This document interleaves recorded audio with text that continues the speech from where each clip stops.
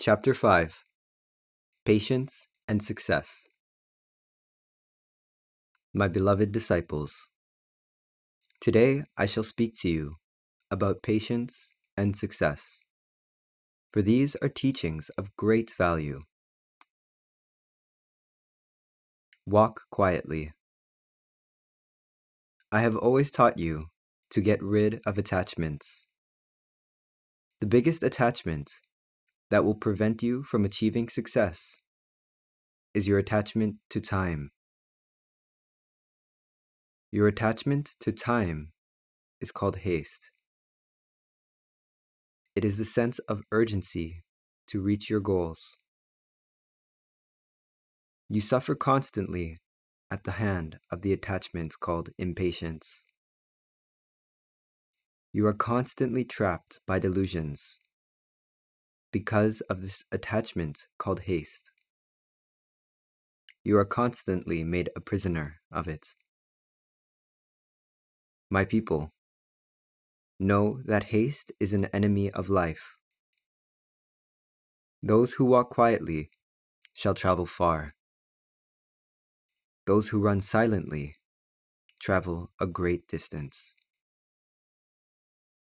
However, those who sound their bells and pound their drums shall not progress very far on their journey, for masses of people will gather to the festive sounds and speak to the traveler. As the traveler speaks with these people, he soon forgets the original purpose of his journey. Thus, my people,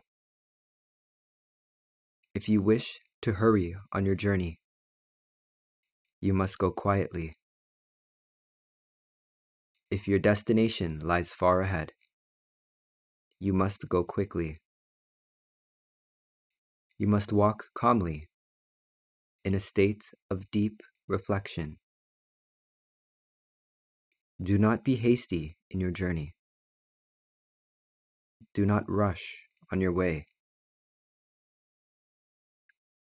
Have you ever thought about the nature of haste? Hastiness is the desire to see results quickly. Hastiness is the desire to be the first to attain results. It is the desire to reach the goal of one's efforts without making the actual efforts. Therefore, my people, keep these words well in your hearts. In life, if you ever find your minds wavering, ask yourself if your troubles and worries were caused by nothing other than hastiness. Ask yourself if it was indeed haste that caused the confusion, and whether haste was at the root of the confusion. In times like this, take a deep breath and ask yourself, why am I being so hasty?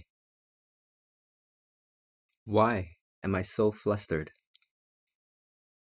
As you ponder on these questions, you will realize that your confusion is without basis. There is no reason for you to be troubled at all. The root of hastiness is always the same. There is no real reason for hastiness. As time continues to pass by, you are simply feeling uneasy because you think that something terrible is going to happen to you. You are simply worried that something will harm you in some way. In most cases, haste is caused by the shadows of fear. The source of haste is found in fear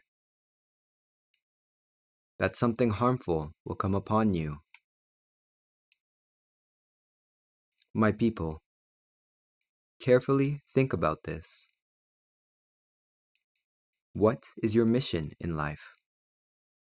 What is the purpose of your life? When you ponder on these questions, you should realize that you were not born on earth to live your life as quickly as possible. All the flavor would disappear from life should you sprint right through it. It is not of true importance to reach the peak of your spiritual growth. Do not fear that your life is uneventful. Do not fear that your life is ordinary. Do not be influenced by temporary trends. Do not compromise with the common sense of this world. Do not be led astray by the opinions of the public. Furthermore, do not be led astray by those people who claim to love you dearly. Those who proceed down the path do so in silence. Those who walk the path go quietly. Do not let others hear the sound of your footsteps. You do not need to tell others that you are leaving on a long journey. No, you must not tell others. If you tell others, some may seek to stop you, and not all of them will do so out of malice. Some will try to stand in your way out of the goodness of their hearts. Many will advise you not to go because of the dangers the journey may involve. Times of loneliness. However, my beloved disciples, you are already walking this path of religious discipline. And because you are already on the path of truth, you must have a strong mind.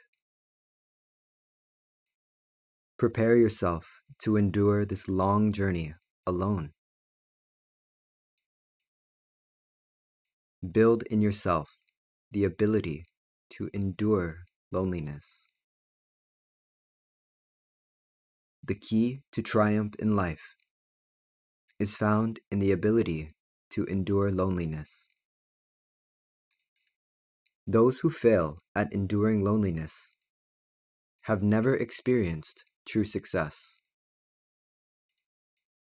For all people come upon a moment of solitude before achieving true success.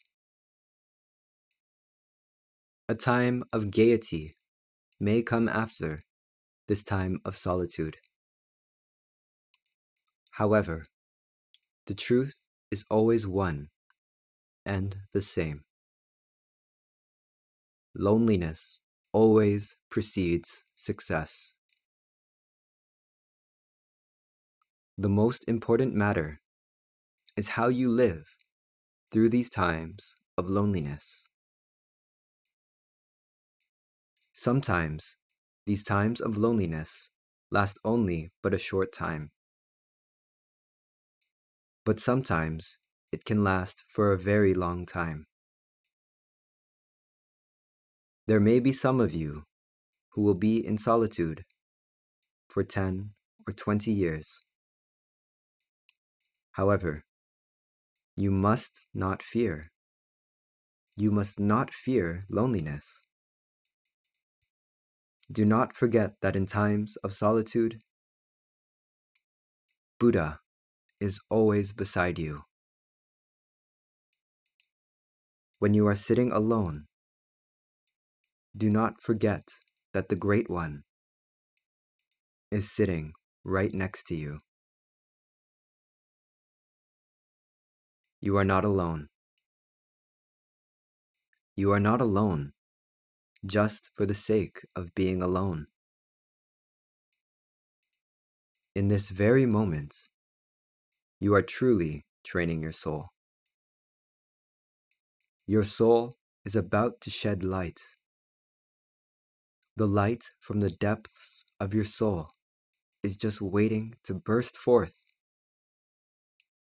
O my young ones, do not fear loneliness, for it is in times of loneliness that your soul is given a great chance to grow. How you endure these times of true solitude is a chance to test whether you are a person of true character. My young ones, seek not only gaiety. Do not seek only to live in joviality among other people. Do not desire only to gain attention and praise from other people. In these times of loneliness, there is something that will keep improving you for all eternity. Grasp that certain something that will eternally make you flourish. The moment you take hold of it, you will undergo a great transformation. No, you cannot stop yourself from transforming. You will see a complete 180-degree change.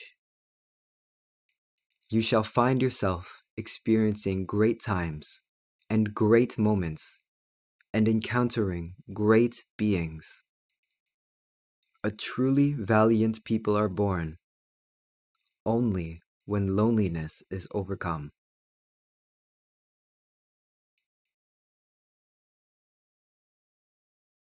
The road to success.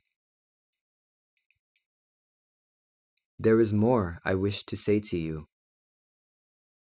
You must find yourself attracted to success. Every day, you feel a longing for success. Every day, you think about how to define success. However, the true definition of success may be very different from what you envisioned it to be. Success may be much closer to you than you would have ever imagined. There is no ultimate definition of what success is. However, I will tell you that there are 3 conditions to true success that cannot be overlooked. 1. Maintain a peaceful state of mind. If your mind is disturbed by your success, you cannot consider it true success. Thus, the first condition of success is that your mind must always be peaceful. Your mind must always be calm and poised. Your mind must always be placid and free of attachments.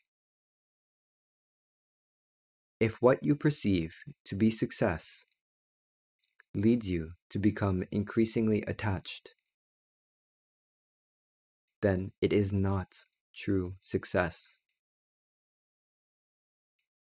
I believe that through success, your mind must become more serene and placid.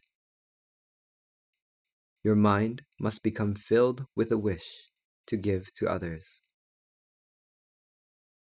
You must become able to think and care about many people. Only then will your success be true success.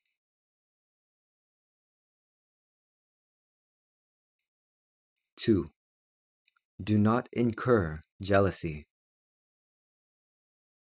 If, in the process of attaining success, you create conflict and struggle, or incur resentment and jealousy of others, then you have not attained true success.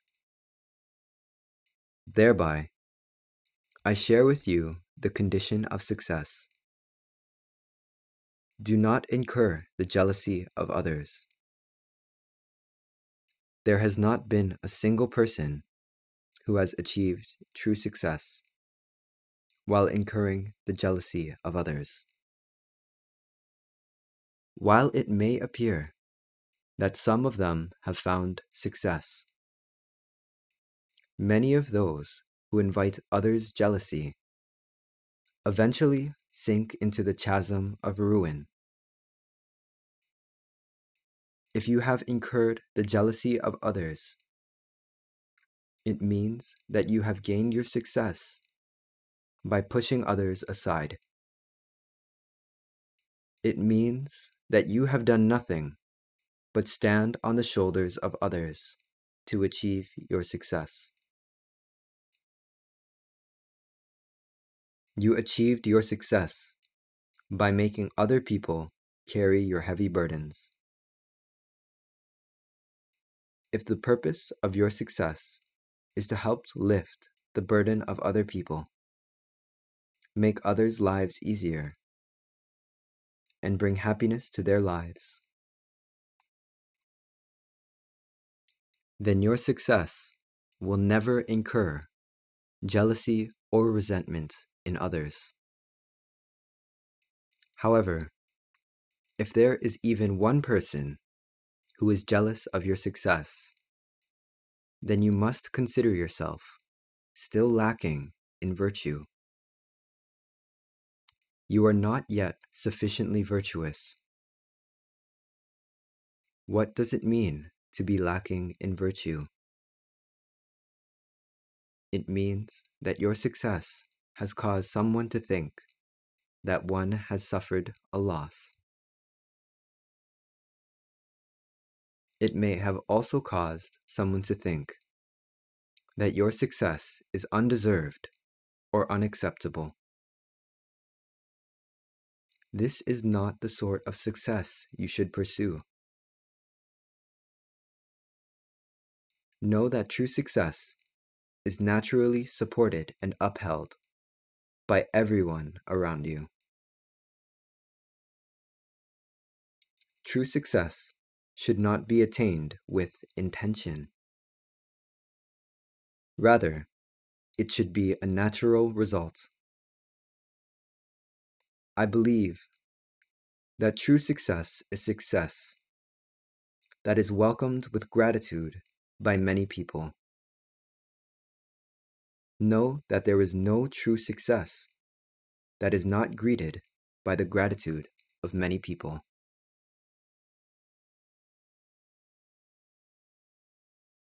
3. The Fragrance of Enlightenment. I now share with you the third condition of success. I have taught you that it is important to maintain a peace of mind and to not arouse jealousy in others. However, there is one other important mindset of success. Your success must increase the radiance of your soul.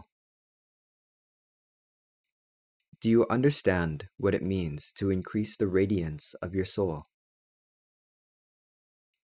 It means that you must have the fragrance of enlightenment wafting around you. You must give off an aroma of enlightenment. What is this fragrance of enlightenment?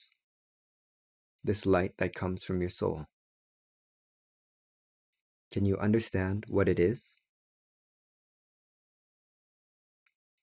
I say to you that the fragrance of enlightenment is not something that can be gained by pursuing it.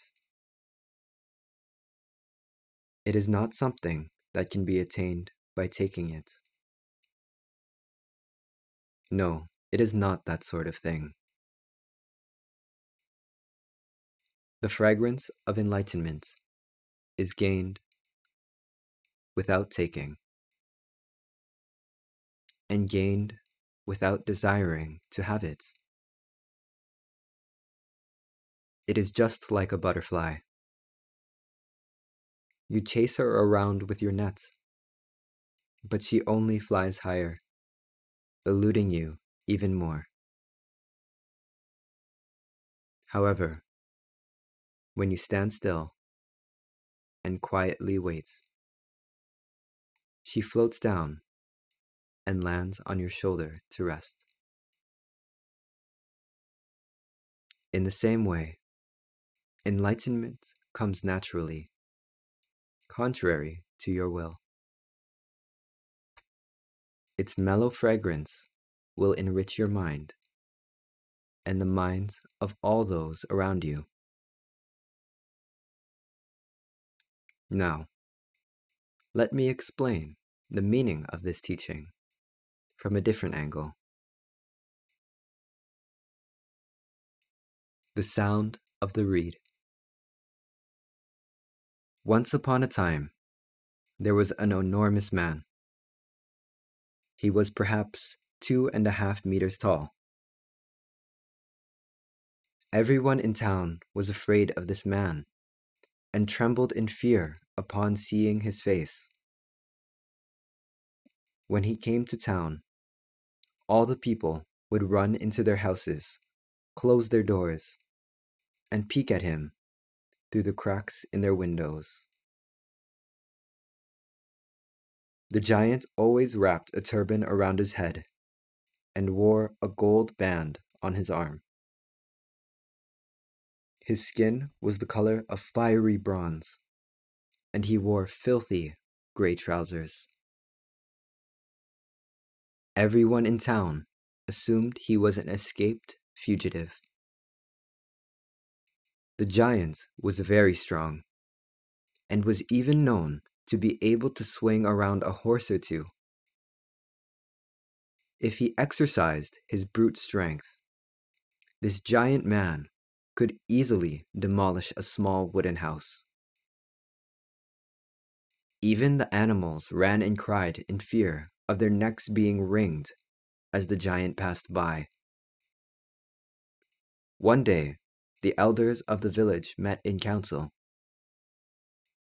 "Is there nothing that can be done about that giant?" they asked. "Is there no way to tame his violent behavior?"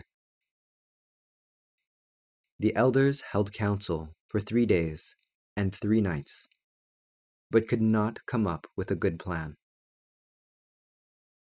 Then, one of the elders spoke up.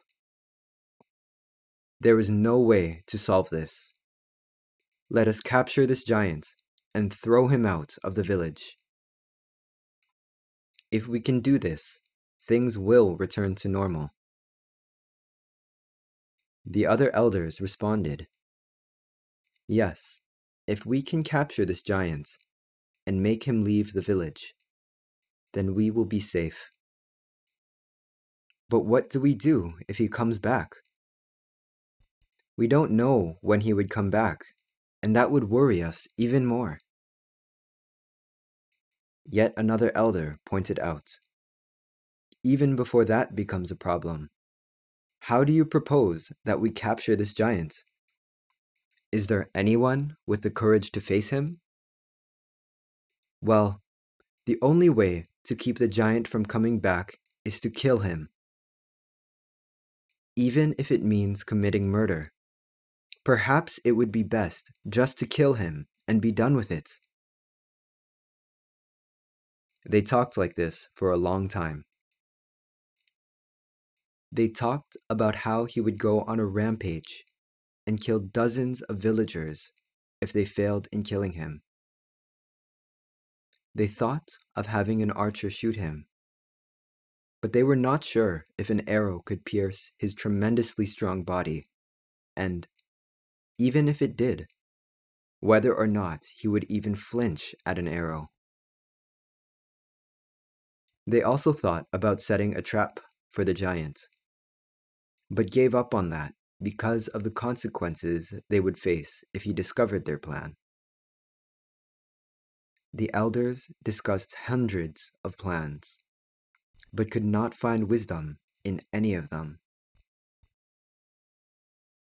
Just when they were about to give up, a young woman who was listening to the elders spoke up. She said to them, "If I might be allowed to speak, I have an idea." The elders were taken by surprise. They could not understand how a young woman could get rid of the giant. But the woman continued, "Please leave it to me, and I will tame the giant in one day."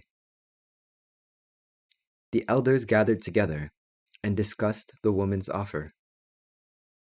"If she can truly rid us of the giant, that would be wonderful. What should we do?" They talked and talked, but could come up with no other ideas. So they decided to adopt her plan and asked her to carry it out. The young woman had a young son who was about the age of 5. He was not particularly special in any way, but he did have one thing that he could do better than anyone else. He could blow a reed. The wise young mother was convinced that she could tame the giant by using her son's talent.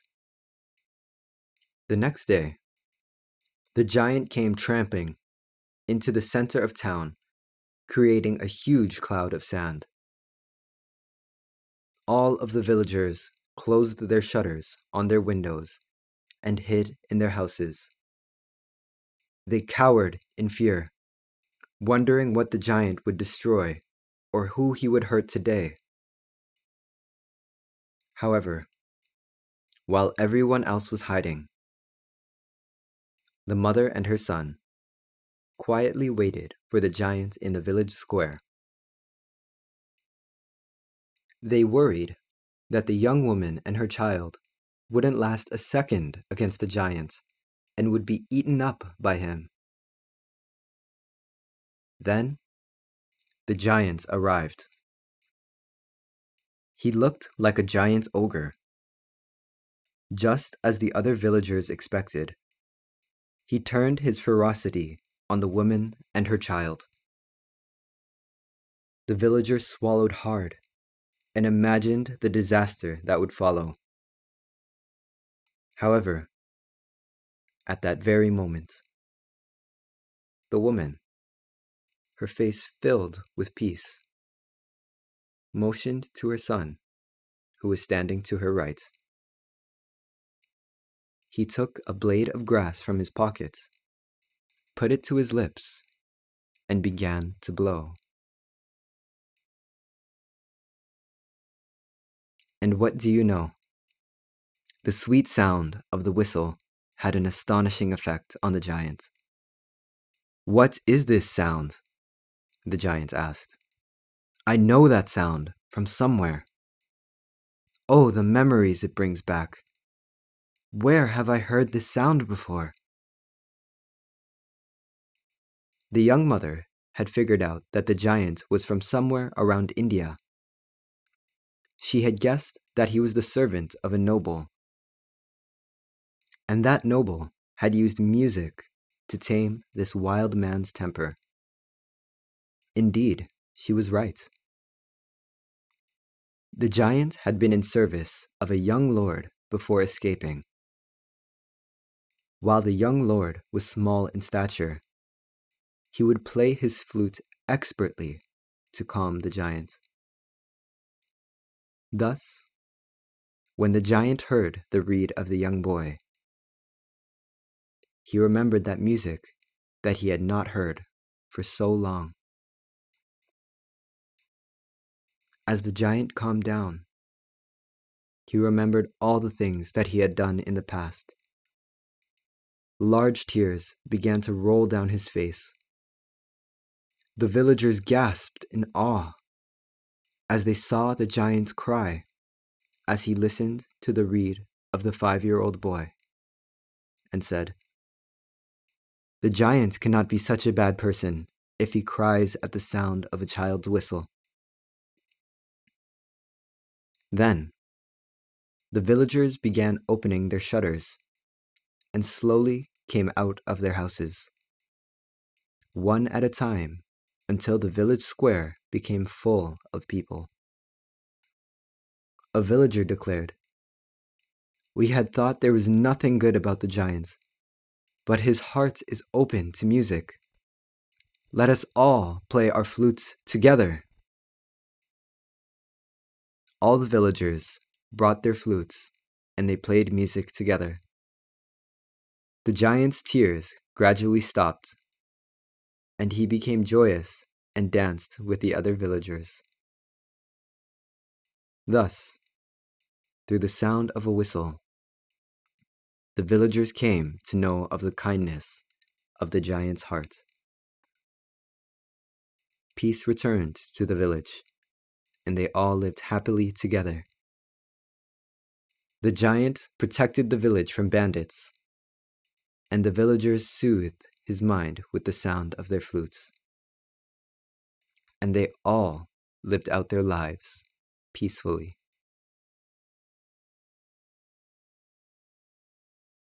Enlightenment within the ordinary life. Do you understand the meaning of this allegory that I have just shared with you? The giants and the villagers are not separate individuals. They are all residents who dwell in your mind. In your mind, there lives an incorrigibly violent man. On the other hand, there is you, who is timid and frightened by this violent man. This is the state of all people's minds.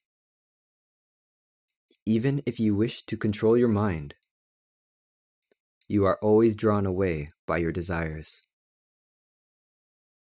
A mind that is lured by desire sees a person of the opposite gender and lusts, sees money and becomes greedy, sees a person of the opposite gender and lusts, sees money and becomes greedy, sees other people's belongings and covets, and hears of others' happiness and cannot remain calm. In your mind, there are desires that are like uncontrollable, raging typhoons. Those uncontrollable desires in your mind are represented by the giant in the story. However, even this giant has memories of being chained up. He still has nostalgic feelings of being controlled and tamed by someone, somewhere. If you can recall these feelings, if you can play that nostalgic melody with your reed, then the giant will become docile. Through this, even the weakest, smallest villager has the power to control the giant. First, you must rid yourself of fear. You must not think that you cannot control your own mind. You must not think that you are someone who can be manipulated and controlled by evil. Know that you have the power to control your own mind. Know that the way to control your mind is not through brute strength, threat, or harm.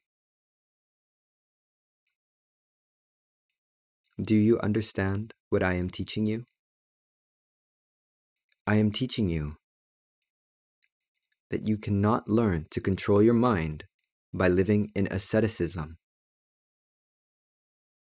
There are many different types of ascetic practices, such as standing under a waterfall or fasting. But trying to tame and control your mind through these methods is just like shooting arrows at or setting traps in attempt to subdue the giant. These methods will only enrage the man, and your mind will only become more uncontrollable. That is not the way to do it. There is a more peaceful way to control your mind. It is a way that consists of many small discoveries. It is a way that is much more enjoyable. What I want to teach to you is that enlightenment cannot be found in the world of the extraordinary. Enlightenment cannot be found in your unusual experiences. Rather, the means to attain enlightenment is found within your ordinary, everyday life. This is where the path to enlightenment lies. I say to you that the enlightenment that you find in each ordinary day of your ordinary life is only a small discovery. What is this small discovery? It is the melody that filled your hearts when you were living in the real world. It is to remember what that melody sounded like in order to attain enlightenment. It is to remember what that melody sounded like. In order to attain enlightenment, you must recall from your memory the melody that you enjoyed so much in the real world. This is what is important.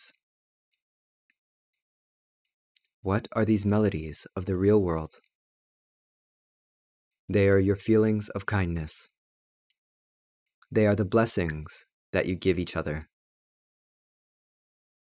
They are a mind that knows to be content and to be free of strong desires. They are a mind that seeks harmony. They are the cooperation and nurturing of each other. They are the melodies of your pure mind that does not pursue only your own happiness or selfish desires. They are the feelings inside you that are infinitely transparent, kind, and warm. Yes, this kind of world is heaven. And even though you have descended to and are living on this earth now, every day you must remember this world of heaven. Every day, let your mind envision your life back in heaven. Then it will be as if you are blowing that little reed. Always have an image of this peaceful world in your mind.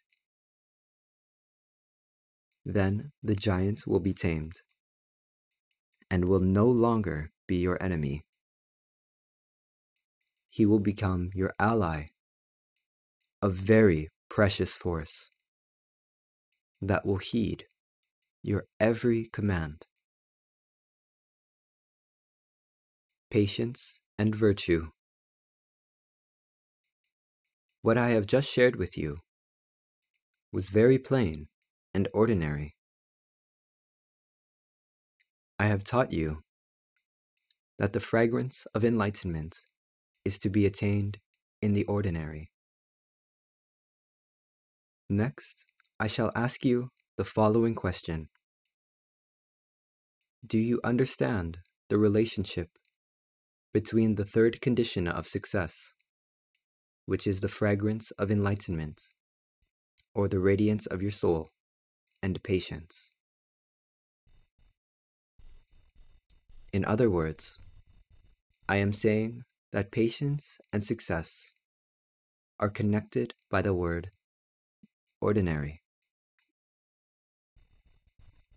Patience may not play that large of a role in the extraordinary days of an extraordinary life.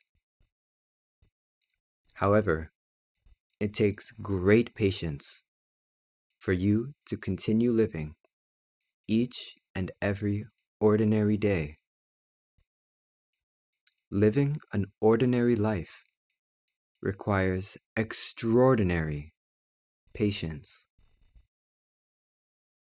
It is a very trying and difficult task to live an ordinary life while recalling the celestial scenes to your memories and making those memories the ideals of your life.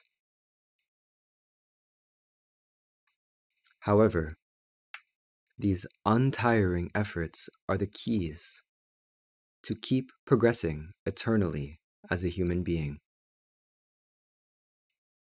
It is nearly impossible to suddenly attain enlightenment. In the process of practicing religious discipline, it is difficult to make great progress all at once. Even if you cannot read an entire book, reading a single line and taking one step forward day after day is the key to opening the way to a bright future. You must be patient to succeed. Success that is achieved with patience will not arouse jealousy in others. For all the effort you have put into your success will be respected by many people. Success that is attained through patience will always shine with virtue. Virtue is an antidote that can completely erase jealousy and envy from the minds of other people. It is essential for all successful people to acquire virtue through patience. Then, I believe that your efforts will be rewarded, and even more will be given to you as a surplus of virtue.